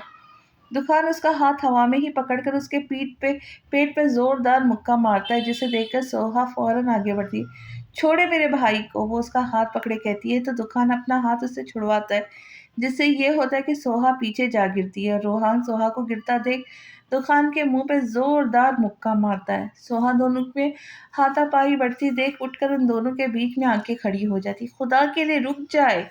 सोहा, हट जाओ सामने से। इसकी हिम्मत कैसे हुई तुम्हें धक्का देने की? रोहान दुखान को देखकर गुस्से से उसकी तरफ बढ़ता है, तो सोहा रोहान की हाथ पकड़ लेती है, जबकि दुखान उंगली के पोर से अपने होंठ से खून साफ करता हंसता है। अब तुम्हें अपने सवाल का जवाब मिल जाना चाहिए रोहान गफ्फार। तो खान दोनों हाथ पैंट की जेब में डाले मुस्कुराते हुए कहता है, जबकि होठ को कोने से हल्का सा खून भी रिस रहा होता है। रोहान और सोहा उसकी बात पे ना समझी से उसे देखते हैं। क्या हुआ, इतनी जल्दी भूल गए? अभी तो तुमने कहा था तुम्हारी बहन को क्यों तकलीफ देते हो। तुम्हारा मुजरिम तो मैं हूँ। वो बाकायदा उसकी नकल उतार कर कहता हंसता है। तुम कहना क्या चाह रहे हो? रोहान उसे हंसता देख गुस्से से कहता है, अब देखो मैंने तुम्हें दोबारा मारा मगर तुम मुझे नहीं मार नहीं सके। तुम्हारी बहन को धक्का क्या दिया? तुमने मेरा होठ ही फाड़ दिया। इसका मतलब ये हुआ ना तुम्हें खुद से ज्यादा बहन की चोट पे तकलीफ होती है। तो खान, मैं तुझे जिंदा गाड़ दूंगा अगर मेरी बहन को कुछ भी किया। रोहन उसकी बात का मतलब समझकर कहता है, जिस पर दुखान हंस देता। सोहा फिक्रमंदी से रोहन और दुखान को देखती है। साले साहब, तुम अब बस देखते जाओ अब क्या करता हूँ। दुकान कहता सोहा का बाजू जबरदस्ती पकड़े उसे अपने साथ घसीटता है। दुकान, छोड़ो मेरी बहन को। रोहान उसके पीछे जाता है, मगर दुकान उसके बगैर सुने बगैर सोहा को पकड़े गुस्से से गाड़ी की फ्रंट सीट का दरवाज़ा खोले उसे जोर से अंदर बिठाता खुद ड्राइविंग सीट संभालता है। दुकान, छोड़ दे मेरी बहन को। दुकान। रोहान गुस्से से उसकी गाड़ी का शीशा बजाते हुए कहता है। अब सोहा अपने भाई को देखकर रोने लग जाती। कितना मजबूर है उसका भाई दुकान के सामने, जबकि दुकान जन से गाड़ी आगे बढ़ा और रोहान बस उसकी गाड़ी को जाता हुआ देख कर ही रह जाता है। दुकान गुस्से में गाड़ी की स्पीड तेज करे हर गाड़ियों के पीछे छोड़ रहा था, जबकि दो सिग्नल भी तोड़ चुका था और सोहा बेचारी बस जेरे लब कलमा ही पड़ रही थी और दुआ कर रही थी कि साथ खैरियत से घर पहुंच जाए। आखिरकार सोहा के दिल की दुआ कबूल हो ही जाती। दुकान गाड़ी बंगले में रोककर गाड़ी से उतरता, सोहा की साइड का दरवाज़ा खोले शदीद गुस्से से उसका बाजू पकड़े बाहर निकलता, बगैर गाड़ी का दरवाज़ा बंद करे अंदर की तरफ लेकर जाता है। दुखान, मुझे दर्द हो रहा है। वो अपना हाथ छुड़वाते हुए कहती है, जिस पर दुखान रोक कर, और जो मुझे दर्द हुआ वो। दुखान दहाड़ते हुए कहता है। तो सोहा डर के आंखें बंद कर लेती है। मैंने तुम्हें मना करा था ना कि मत जाओ उसके पास, तो क्यों गई बोलो? उसका गुस्सा और आवाज़ तेज से तेज तर होती रहती। वो भाई है मेरे, मुझे। वो उससे घबराते हुए अटक अटक के कहती है, भाई, माय फुट। अब देखो जो तुम्हारे साथ करूँगा। भाई के तुम्हें तो माँ बाप सब भूल जाएंगे। बस तुम्हें जो शख्स याद रहेगा वो मैं हूँगा। दुखान कहता उसे एक कमरे की जानिब लेकर जाता है। दुखान क्या करेंगे आप? दुखान माफ कर दे दुखान प्लीज। सोहा उसके साथ घसीटती हुई मुसलसल यही बोल रही थी और दुखान तो जैसे सुन ही नहीं रहा था। तुम्हें किस चीज से डर लगता है? वो एक स्टोर नुमा कमरे के सामने रुककर उससे पूछता है, जिस पर सोहा ना समझी से उसे देखती है। मतलब तुम्हें किस चीज से डर लगता है? अब की बार खां दुकान दहाड़ता हुआ कहता है, जिसे सोहा की आंख में आंसू आ जाते चिप छिपकली से। वो डरते हुए और रोते हुए कहती है, जिस पर दुकान के चेहरे पर शैतानी मुस्कुराहट आ जाती है। आज की पूरी रात तुम उनके साथ ही गुजारूंगी। दुकान कहता है, स्टोर का दरवाजा खोले। सोहा को अंदर धक्का देता है, जिससे सोहा जमीन पर गिर जाती है। दुखान नहीं, ऐसा ना करे। सोहा उठकर उसके पास आती है कि दुखान फौरन दरवाज़ा बंद करके बाहर से लॉक लगा लेता है और सोहा दरवाज़ा पीटती रह जाती है। दुखान, आपने मुझे डराने के लिए ऐसा कहा था ना। कोई छिपकली नहीं है ना इधर। वो घबराते हुए कमरे में नज़र घुमा कर देखती है। दुखान से कहती, क्योंकि कमरे में अंधेरा होने के बाद सही से कुछ नज़र नहीं आ रहा था। नहीं, मैं क्यों तुमसे झूठ कहूँगा। रुको, अभी दिख जाएंगे तुम्हें कि तुम अकेली नहीं, तुम्हारे साथ रात गुजारने के लिए सहेलियाँ भी मौजूद है। तूफान उसकी आवाज़ सुनकर बाहर का स्विच बोर्ड से एक बटन दबाता है तो अंदर एकदम पीला बल्ब जल उठता है। बल्ब की रोशनी जैसी होती है तो सोहा जो दरवाजे के पास खड़ी होती है, फौरन नज़र घुमाकर अपने पीछे कमरे को देखती है, जहाँ उसे कोई छिपकली नज़र नहीं आती। वो अभी सुख का सांस लेती है कि उसे अपने पाँव पर कुछ रेंगता महसूस होता है, जिस पर घबराकर जैसे ही नीचे देखती है तो उसकी जान उसके लबों पे आ जाती है। उसके पाँव पर दो मोटी-मोटी छिपकलियाँ चढ़ रही थी और 4 मज़ीद छिपकलियाँ इसी तरफ बढ़ रही थी, जिन्हें देखकर वो चीख मार कर अपना पैर झाड़ती है। दुखान, खुदा का वास्ता दरवाज़ा खोल दे। दुखान, मैं यहाँ मर जाऊँगी दुखान। वो ज़ोर-ज़ोर से दरवाज़ा बजाते हुए दुखान से फरियाद करती है, मगर वो ढीठों की तरह बाहर जेब में हाथ डाले खड़ा उसकी चीख सुन रहा होता है। मैंने मना किया था तुम्हें कि मत जाओ उसके पास, तुम क्यों गई थी फिर? तूफ़ान सख्त लहजे में कहता है तो सोहा अपना सर दरवाजे पर टिकाकर फूट-फूट कर रोती है।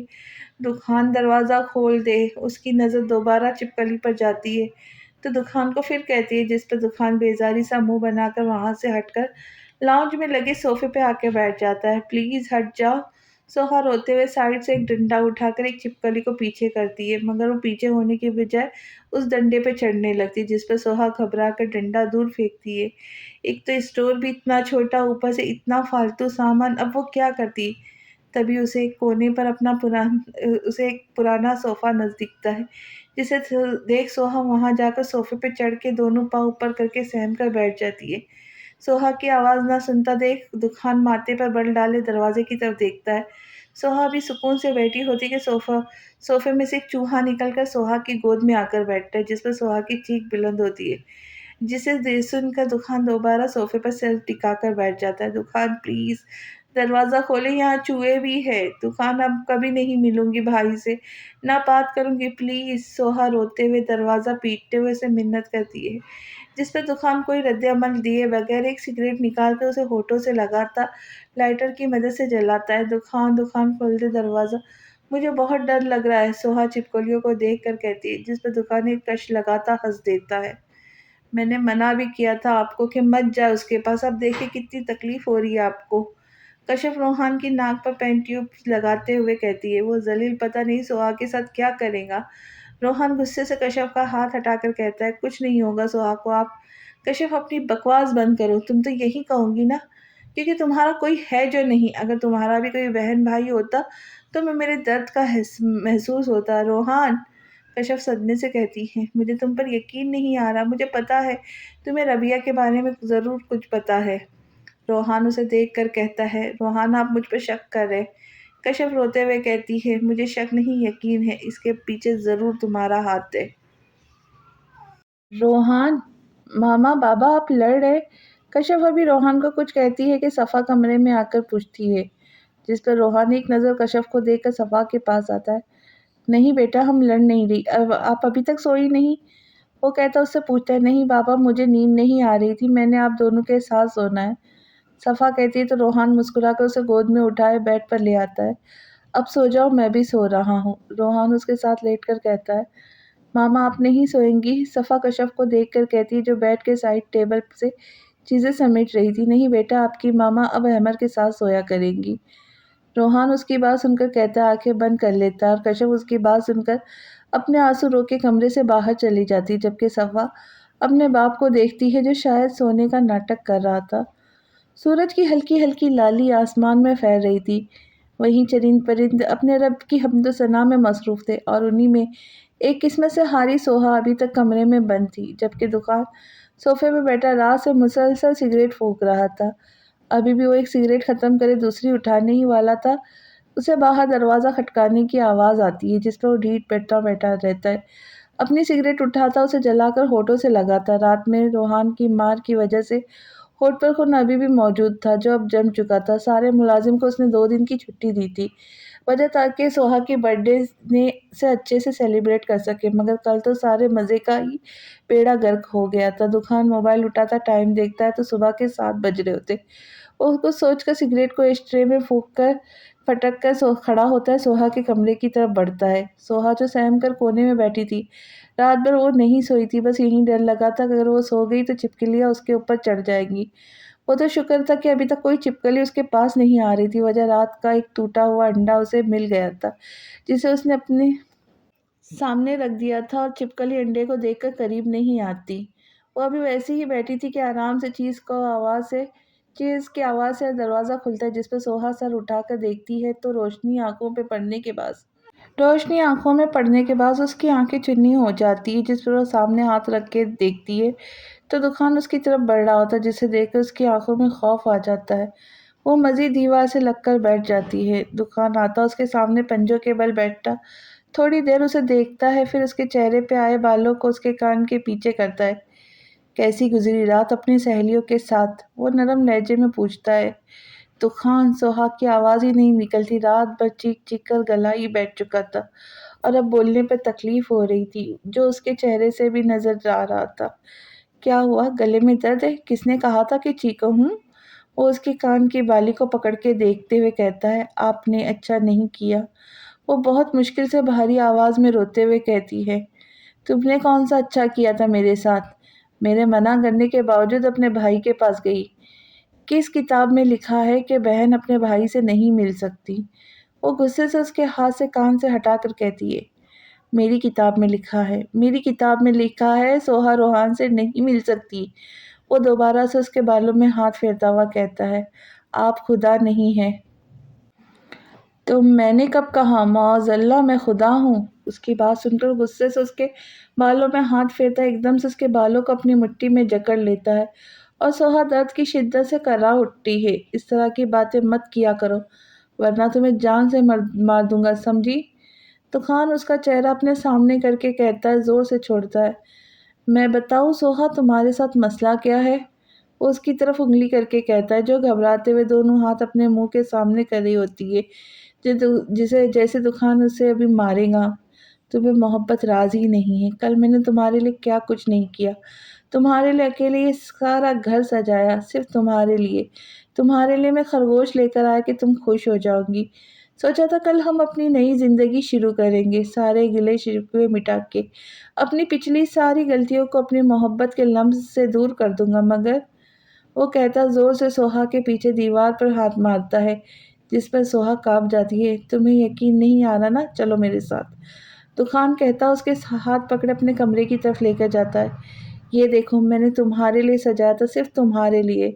तूफ़ान जब सोहा को अपने कमरे में लाकर छोड़ता है तो कमरा लाल गुलाब से सजा और महक रहा होता है। सोहा को तो पहले यकीन ही नहीं आता कि ये सब तूफ़ान ने उसके लिए किया, मगर तुम हो ही नहीं इसके काबिल।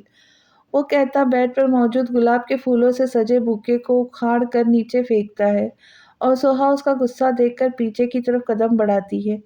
कमरे की हर चीज़ दुकान की नज़र होकर रह गई थी। ये कमरा तो लग ही नहीं रहा था जो कुछ देर पहले सोहा ने देखा था। तुम्हें पता है मेरा दिल मोम हो रहा था। मैंने सोचा था कि तुम्हें लेकर हमेशा के लिए बाहर चला जाऊँगा, वहाँ अपनी फैमिली बनाऊँगा। मगर नहीं, वो सोहा की तरफ आकर उसे दोनों हाथों से पकड़ता शदीद गुस्से से चीखता है, तुमने रोहान से मिलकर मेरा दिल तोड़ दिया। हम अब अपनी ज़िंदगी शुरू कर सकते हैं, वो डर के मारे कहती है। नहीं सोहा, अब नहीं। वो उसे छोड़ता कहता पीछे की तरफ कदम बढ़ाता है, मैंने देख लिया तुम बस अपने भाई की हो, तुम्हें बस अपने भाई से प्यार है। मैं जितना भी कर लूँ तुम मेरी कभी नहीं हो सकती। वो उसे देखकर अफ़सोस से कहता है, तूफ़ान अब नहीं मिलूँगी भाई, बस आखिरी बार माफ़ कर दे, अब हमेशा आपकी मोहब्बत का मान रखूँगी। वो गले में दर्द की वजह से बहुत मुश्किल से अल्फ़ाज़ अदा करती है, जिसे सुनकर तूफ़ान नफ़ी में सर करके हँसता है। एक तो पता नहीं मोहब्बत भी कैसी भला है। महबूब के आगे बंदा हार ही जाता है और सोहा भी हार गई थी। उसे भी कल वाला दुकान चाहिए था मगर अब वो शायद कभी ना मिले। मुझे क्या पागल समझ रखा है? या फिर मैं कोई छोटा बच्चा हूँ तुम कहोगी और मैं मान जाऊँगा? आज से तुम आज़ाद हो, तुम अपने भाई के पास जाना चाहती हो ना जाओ। आज से तुम्हारी सारी सज़ा ख़त्म, मैं तुम्हें आज़ाद करता हूँ। तूफ़ान ज़ख्मी मुस्कुराहट के साथ हाथ उठाकर कहता है, तूफ़ान को सुहा का रात में रोहान से मिलना इतना बुरा लगा कि वो अपना इंतकाम भी भूल गया। नहीं तूफ़ान, ऐसा ना करें, मैं सारी ज़िंदगी आपके साथ रहना चाहती हूँ, प्लीज़। वो उसके पास आकर हाथ जोड़ दिए। सुहा, तुमने सही कहा, मैं खुदा थोड़ी हूँ जो तुम पर हुक्म चलाऊँगा। नहीं, आप खुदा नहीं हैं, मगर मेरे मुजाज़ी खुदा है। आपका हुक्म मानने को तो हकीकी खुदा ने भी कहा। आप चाहते हैं ना कि मैं भाई से ना मिलूँ? नहीं मिलूँगी, आपका हर हुक्म मानूँगी। जो कहेंगे मैं करूँगी, मगर प्लीज़ मुझे खुद से जुदा मत करें। वो रोते हुए उसकी मिन्नत करती है, वो कैसे अपने दुखान से जुदा हो सकती थी। वो भूल गई थी दुखान ने रात में उसके साथ क्या किया था। सोहा, तुमने रात को रोहान के सामने मेरी बात रद्द करके अपना मुकाम गिरा दिया। मेरे सामने मैं तुम्हें रोकता रहा मगर खैर अब तुम आज़ाद हो। अब तुम रहना अपने भाई के पास, अब मैं नहीं रोकूँगा तुम्हें। मैं तुम्हें आज़ाद करता हूँ। मैं दुखान दुर्रानी अपने पूरे होश-ओ-हवास में सोहा दुखान को नहीं दुखान नहीं ऐसा ना करे। सोहा फ़ौरन उसके मुँह पर हाथ रख लेती है, जिस पर दुखान ज़ोर से उसका हाथ हटाकर उसे बेड पर फेंकता है। मैं दुखान अपने पूरे होश-ओ-हवास में सोहा दुखान को हर अज़ियत से और अपनी कैद से हमेशा के लिए आज़ाद करता हूँ। मैं तुम्हें दुखान कहता है तो सोहा अपने दोनों कानों पर हाथ रख लेती है। उसकी हिम्मत नहीं थी वो ऐसे ज़हरीले अल्फ़ाज़ सुने, जबकि रोते हुए मुसलसल नफ़ी में सर भी हिलाती है। मैं दुखान अपने पूरे होश-ओ-हवास में सोहा दुखान को हर अज़ियत से और अपनी कैद से हमेशा के लिए आज़ाद करता हूँ। मैं दुखान कहता है तो सोहा अपने दोनों कानों पर हाथ रख लेती है। उसकी हिम्मत नहीं थी वो ऐसे ज़हरीले अल्फ़ाज़ सुने, जबकि रोते हुए मुसलसल नफ़ी में सर भी हिलाती है। साहब जी, वो इलाही बख्श कमरे में दाखिल होता है तो सामने का मंज़र देखकर जहाँ खड़ा था हैरत से वहीं खड़ा रहता है, जबकि दुखान उसकी गलत वक़्त पर आने से उसे गुस्से से देखता है। किसकी इजाज़त से तुम घर में आए हो? वो साहब जी, मेरे पास भी एक चाबी है, उसी से आया। वो बेचारा शर्मिंदा सा नज़रें झुकाए कहता है और सोहा अपने कानों से हाथ हटाकर सुकून का साँस लेती है। कुछ भी था मगर इलाही बख्श उसके लिए फ़रिश्ता साबित हुआ था। आइंदा के बाद अगर तुम मुझे मेरे कमरे के भी आस-पास नज़र आए तो मैं तो तुम्हारा वो हाल करूँ कि सोच है तुम्हारी, दफ़ा हो जाओ यहाँ से। तूफ़ान पहले सख्त लहजे में कहता, आखिर में गुस्से से दहाड़ता है, जिस पर वो सर हिलाता फ़ौरन बाहर की तरफ जाता है और तूफ़ान सोहा की तरफ देखता है। तूफ़ान, सच में मैं नहीं मिलूँगी कभी भाई से, कभी भी बात नहीं करूँगी, बस आप आखिरी बार माफ़ कर दें। वो खड़े होकर रोते हुए आखिरी कोशिश करती है, जिस पर तूफ़ान गुस्से से साइड टेबल से लैंप उठाता है, उसे पूरी कुव्वत से सामने दीवार पर मारता है, जिससे सोहा डर जाती है और दुकान बाहर की तरफ जाता है। सुहा दुकान के जाने के बाद शुक्र अदा करती वहीं बेड पर बैठ जाती है। वो भी वैसे ही बैठी कुछ सोच रही होती है कि उसे अपने पाँव पर कुछ चलता हुआ महसूस होता है, जिस पर घबराते हुए जैसे ही पाँव को देखती है तो वहाँ कुछ नहीं होता। रात का खौफ अब भी उस पर हावी था। दुफ़ान बर्बाद कर दिया मुझे। वो दोनों हाथों से सर थामे रोती है कि उसे अपने सर में एक दर्द की टीस सी उठती महसूस होती है, जिस पर वो आँखें बंद करके सर पे हाथ रखती है। वो दर्द बस कुछ सेकंड का था और सोहा दोबारा से नॉर्मल हो जाती है। कश्यप कब से अपने कमरे में टेंशन से यहाँ से वहाँ टहल रही थी। उसे किसी पल चैन नहीं आ रहा था। दिमाग कहता कि रोहान को सच बता दे और दिल कहता नहीं। वो दिलो दिमाग की इस जंग में दोनों हाथों से सर थामे थक कर वहीं बैठ जाती है। इतने में रोहान कमरे में आता है। कश्यप, मेरे कपड़े इस्त्री कर दो, मुझे जाना है कहीं। वो बोलता जाने ही लगता है कि कश्यप उसे रोक लेती है। रोहान, आपसे एक बात करनी है। वो कहती है तो रोहान पहले उसे गौर से देखता है, फिर इस बात में सर हिलाता उसके बराबर आके बैठता है। बोलो क्या बात करनी है? वो उसे चुप देखकर पूछता है। वो रोहान, अगर मुझसे कभी गलती हो गई तो क्या आप मुझे माफ़ कर देंगे? कश्यप की बात उसके माथे पर नासमझी के बल आ जाते हैं, जिन्हें कश्यप देखकर बात मुकम्मल करती है। मेरा मतलब है ऐसी गलती जो आपकी नज़र में गुनाह हो, क्या आप मुझे माफ़ कर देंगे? तुम कहना क्या चाह रही हो साफ-साफ कहो। रोहान उसके पहले जैसी बातों से तंग आकर कहता है, रोहान जो मैंने आपको बताने जा रही हूँ, वो पहले सुन लीजिएगा। अगर गुस्सा भी आए तो बच्चों की खातिर चुप रहिएगा प्लीज़। वो डरते-डरते कहती है, ऐसा क्या किया है तुमने? रोहान बगौर उसे देखता कहता है, रोहान कश्यप बोल भी दो, कितना सस्पेंस क्रिएट करूँगी? रोहान गुस्से से खड़ा होता है, रोहान राबिया की मौत की ज़िम्मेदार मैं हूँ, मैंने तुम दोनों को जुदा करा था।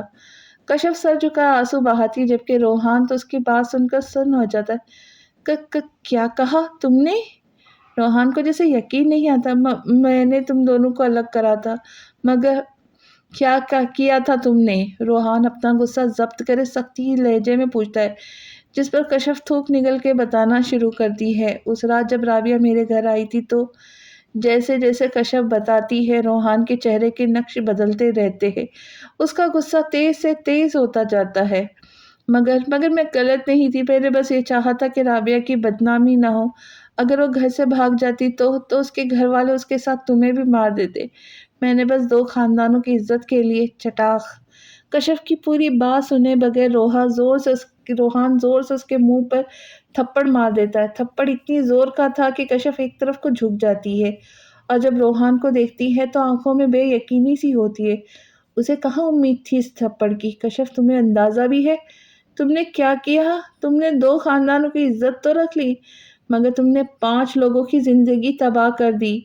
ये गलती नहीं, ये गुनाह किया है तुमने। रोहान उसे झिंझोड़ते हुए कहता है, रोहान मैं गलत नहीं हूँ, मैंने कभी तुम दोनों का बुरा नहीं चाहा। मैं तो बस ये चाहती तुम खुद कर दो कश्यप। तुम बस खुद को यकीन दिलाने के लिए कह रही हो, तुमने कुछ गलत नहीं किया। मगर ये मैं बताऊँ, तुम मेरी नज़र में ऐसी गुनहगार हो जिसको कोई माफ़ी नहीं है।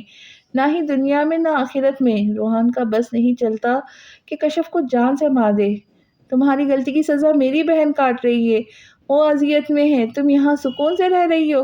तुम्हें कभी शर्म नहीं आई, कभी दुःख नहीं हुआ मेरी बहन का सोचकर? रोहान कहता है तो बस रोते ही रहती है। अब जवाब है जो नहीं था कोई। अगर मुझसे शादी करनी थी तो मुझे कहती, मैं राबिया को वैसे ही मना कर देता, मगर तुम इतनी घटिया हरकत करोगी, मैं कभी सोच भी नहीं सकता था। रोहान उसे देखकर अफ़सोस से कहता है, जिस पर कश्यप रोते हुए नफ़ी में सर हिलाती है। नहीं रोहान, मैं तुम्हें पसंद करती थी, मगर मैंने कभी नहीं चाहा मेरी शादी तुमसे हो। उस दिन तुम खुद मुझे लेकर गए थे अपने साथ। पागल हो गया था मैं, दिमाग खराब था जो तुम पर यकीन कर लिया। रोहान इतनी ज़ोर से चीखता है कि बच्चों के साथ आसिया भी कमरे में आ जाती है, जबकि गफ़ार दुकान पर होते। मगर अब नहीं, अब मुझे अक्ल आ गई है। अब तुम इस घर में 1 सेकंड भी नहीं रह सकती, अभी के अभी निकलो। रोहान उसका हाथ पकड़े बाहर की तरफ लेकर जाता है, जबकि अपनी माँ और बच्चों की आवाज़ की भी नज़रअंदाज कर देता है। रोहान मेरी बात सुनो, रोहान एक बार मेरी बात सुन लो। आंटी रोके ना रोहान को। रोहान, सफ़ा, अहमद। कश्यप मुसलसल रोते हुए कहती है, मगर आखिरी के अल्फाज पर रोहान रुक कर उस पर बरस पड़ता है। नाम मत लो मेरे बच्चों का अपनी गुनाहगार ज़ुबान से, वरना मैं ऐसे अल्फाज कह दूँगा जो मैं कहना नहीं चाहता। रोहान हुआ क्या है? क्यों इस पर इतना गुस्सा हो रहे हो? आसिया आगे आके बोलती है, अम्मी आप बच्चों को लेकर अंदर चली जाए, मैं नहीं चाहता मेरे बच्चों पर इस औरत का साया भी पड़े। रोहान हुआ क्या, कुछ तो बताओ। अम्मी, सोहा अभी जिस हाल में है ना, इसकी वजह ये है, इसकी वजह से है। रोहान कहता है तो आसिया बेयकीनी से कश्यप की तरफ देखती है। नहीं आंटी, ऐसी बात नहीं, मैं आपको सारी बात बताती हूँ। कश्यप रोहान से अपना हाथ छुड़वा कर आसिया की तरफ जाती है कि रोहान उसका हाथ पकड़कर बाहर की तरफ ले जाता है। निकलो मेरे घर से, अब इस घर में तुम्हारी कोई जगह नहीं। रोहान उसे दरवाजे से बाहर करके कहता है, रोहान मैं कहाँ जाऊँगी? मेरे माँ-बाप नहीं है मुझे रखे। वो उसके पास आकर मिन्नत करती है, दारुल अमान है ना, वहाँ चली जाओ। वैसे भी तुम वहाँ पहले भी रह चुकी हो, तो तुम्हें कोई परेशानी नहीं होगी। रोहान कहते ही दरवाज़ा बंद कर देता है और कश्यप जो आखिरी नज़ारा करती है, वो अहम वो अहमर होता है जो उसके पास आने के लिए मचल रहा था। रोहान, अहमर, कश्यप रोते हुए उसे आवाज़ लगाती है, मगर जब देखती है बहुत से लोग खड़े उसे अजीब नज़रों से देख रहे हैं, तो अपना दुपट्टा सर पर ओढ़े एक नज़र घर पर डाले, वहाँ से रोते हुए चली जाती है, शायद कभी ना आने के लिए। दुकान में सोहा को हवेली आए हुए कुछ ही देर हो रही थी। सोहा तो आते ही अपने कमरे में चली गई थी, जबकि दुकान थोड़ी देर दादी के पास बैठकर अब अपने कमरे में आ गया था। वो अपने कमरे में मखसूस जगह सोफे में बैठकर अपनी महबूब सिगरेट को हाथों में लिए उसे होठों से लगाता है। वो अभी सोफे से टेक लगा कर बैठा कल के बारे में और आज सुबह के बारे में सोच रहा होता है कि अहद गुस्से से उसके कमरे का दरवाज़ा खोले, फिर वैसे ही दरवाज़ा बंद कर उसके पास आकर खड़ा होता है। दुकान उसके आने पर आंखें खोले उसे देखकर दोबारा सोफे की पोस्ट से टेक लगाता आंखें मूंद लेता है। दुकान तो इतना जलील होगा मैंने कभी सोचा नहीं था। अहद कहता है तो दुकान आंखें खोले गुस्से से उसे देखता है। क्या बकवास कर रहा है तू? दुकान सोफे की पुश्त से छोड़े सीधा होकर बैठा है, जिस पर अहद एक कुर्सी खींचकर उसके सामने बैठा है। ये बकवास नहीं, तेरी असलियत है। अहद वैसे ही गुस्से से उसकी उंगली दिखाते हुए कहता है, अहद औकात में रह अपनी, वरना तेरी जबान खींच लूंगा। दुखान गुस्से से खड़ा होता तो अहद हंस देता है। किस किस को जबान खींचेगा? सोहा को तो गूंगा कर दिया और किसे करेगा? अहद की बात सुनकर दुखान का गुस्सा झाग की तरह बैठ जाता है। क्या क्या मतलब है तेरा? मेरा वही मतलब है जो तुझे समझ आ रहा है। मुझे पता है सोहा तेरी बीवी है, और वो बदकिस्मत बीवी जिसके शौहर को इसकी कदर नहीं। अहद कहता है तो दुखान हैरान से उसे देखता है। चल, हर जुल्म ठीक है, मगर जो कल तूने किया वो क्या था? पहले उसकी बर्थडे सेलिब्रेट की, पूरा घर सजाया, वाह अमेजिंग। अहद खड़ा होकर तालियां बजाता है, उस पर तंज करता है। और फिर तूने उसे ऐसे कमरे में बंद कर दिया जहां हम नौकरों को भी जाने नहीं देते, सिर्फ इसलिए क्योंकि वो अपने भाई से मिली थी। चल ये सब भी ठीक है, मगर सुबह तो उसे तलाक दे रहा था। लानत हो तुझ पे दुखान दुर्रानी। दुखान उसके मुंह से इतना सब सुनकर शक से उसे देखता है। सोहा ने बताया है ना तुझे? उसे तो मैं, दुखान कहता बाहर की तरफ बढ़ता है कि आज उसका हाथ पकड़ लेता है। तो खुद सोच, वो कभी बता सकती है मुझे, जब उसे पता हो कि उसके ऊपर एक जल्लाद नजर रखा हुआ है। और ये सब मुझे सोहा ने नहीं, इलाही बख्श ने बताया है। वो मेरा गुलाम हो के तुझसे वफादारी निभा रहा है। खान को इलाही बख्श पर बहुत गुस्सा आता है। उसने ये सब मेरे पूछने पर बताया। तुझे पता है, जब तू सोहा को गुस्से से देखता था और फिर सोहा फौरन घबरा जाती थी, मुझे पता नहीं क्यों तुम दोनों पर शक होता था। मैं खैर पहले खुद ही लगा रहा पता लगाने में, मगर कोई सबूत मेरे हाथ ना लगा। तभी मैंने इलाही बख्श को फ़ोन किया, उससे पूछा। पहले तो मना करता रहा, मगर मैंने सख्ती से पूछा, उसने अलीफ से ये तक मुझे से सब बता दिया। और अभी तुम लोगों के आने से पहले जब मैंने उसे फ़ोन किया तो उसने पता है क्या बताया? अहद गुस्से से उसे देखकर पूछता है, जिस पर वो भी चेहरे पर उठाए हुए उसे देखता है। हाँ, इलाही बख्श, दुखान और सोहा आए हुए। वह खैरियत तो है? अहद फ़ोन कान से लगाए कहता है, नहीं छोटे साहब, कोई खैरियत नहीं। इलाही बख्श की फिक्रमंदी से आवाज़ गूंजती है, जिस पर अहद भी टेंशन में आ जाता है। मतलब साहब जी, जब मैं घर में आया तो ऐसा लगा कि घर में किसी की सालगिरह की है, मगर फिर देखा कि नीचे केक गिरा हुआ है। जब ऊपर से आवाज़ें सुनी साहब और सोहा की, तो मैं फ़ौरन ऊपर की तरफ भागा। मैं छुपकर उनकी सारी बातें सुन ली, मगर जब साहब जी सोहा को तलाक देने लगे तो मजबूरन मुझे वहाँ जाना पड़ा।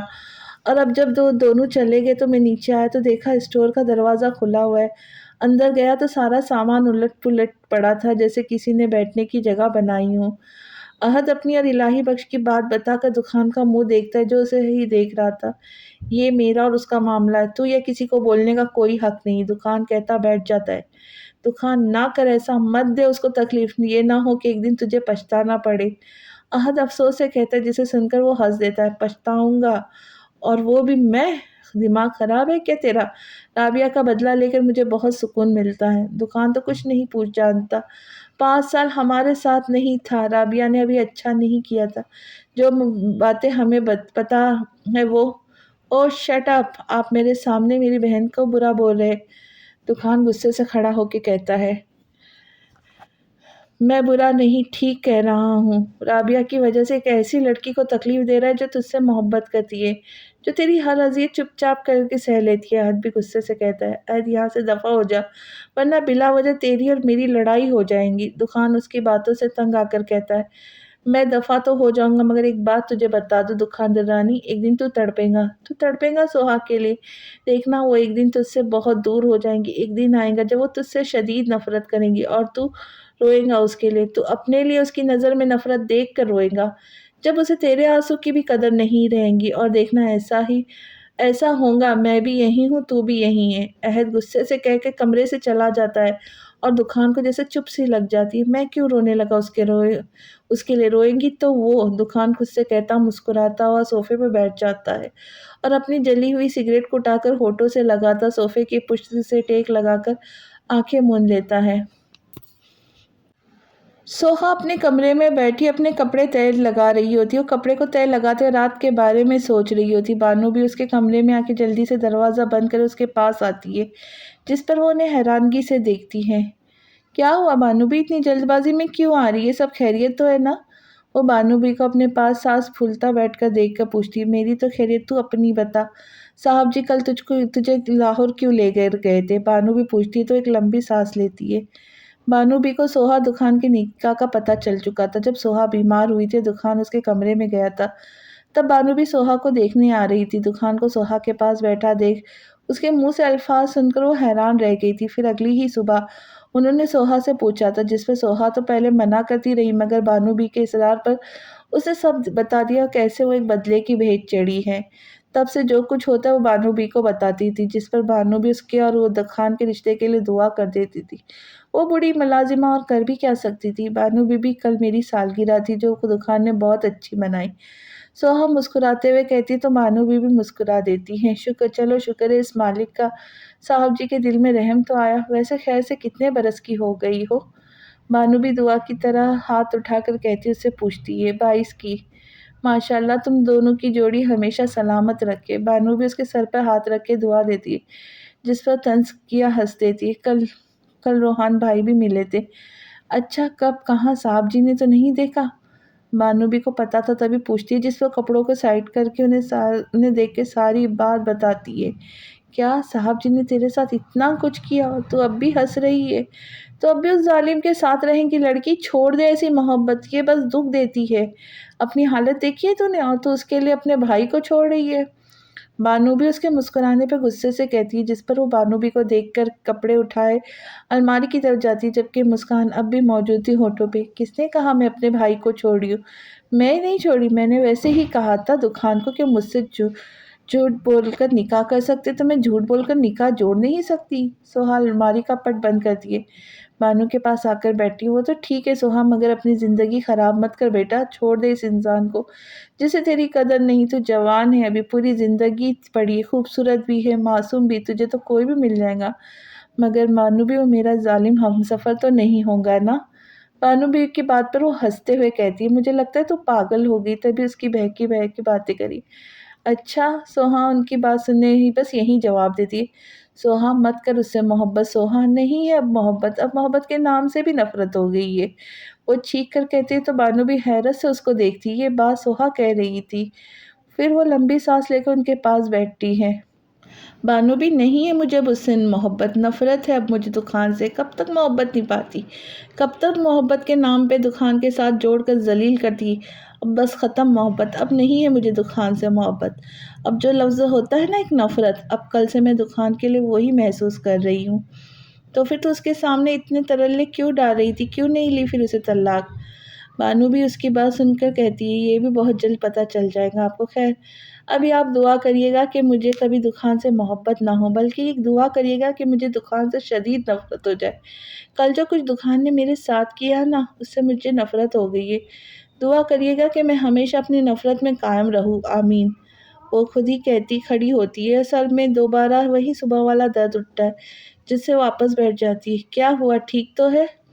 बानू भी उससे यूँ सर में हाथ रख के बैठा देखकर पूछती है, हाँ मैं ठीक हूँ।